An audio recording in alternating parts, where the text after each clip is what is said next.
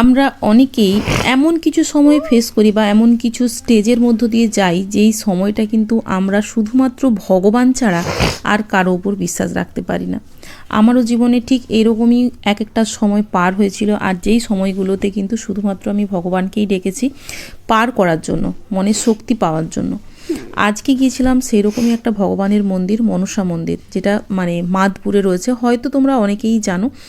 আর এখানে পুজো দিতে আজকে গিয়েছিলাম, তার কারণ অনেক দিনের ইচ্ছে ছিল। মা, আমি, বোন আর বাবু আর বোনের ছেলে, আমরা এই কয়েকজন মিলেই গিয়েছিলাম। তো লাইন দেখতে পাচ্ছ কত লাইন, মানে বিশাল লাইন। প্রথমে তো ভাবছিলাম যে কিভাবে কি করব এত লাইন দাঁড়িয়ে দাঁড়িয়ে, মোটামুটি তবে লাইনে দাঁড়ানোর পর বুঝতে পারলাম হয়তো ঠাকুরের একটা অশেষ কৃপাই থাকে। জাস্ট কিছুক্ষণের মধ্যেই কিন্তু লাইন সব ক্লিয়ার হয়ে গেল, আর আমরা এই যে মন্দিরের মধ্যে ঢুকে গেলাম। তো দেখো মন্দিরের ভেতরটা দেখতে পাচ্ছ, এখানে কিন্তু কোনো ছাদ করা নেই, জাস্ট শুধু দেওয়াল দিয়ে চারপাশটা ঘেরা।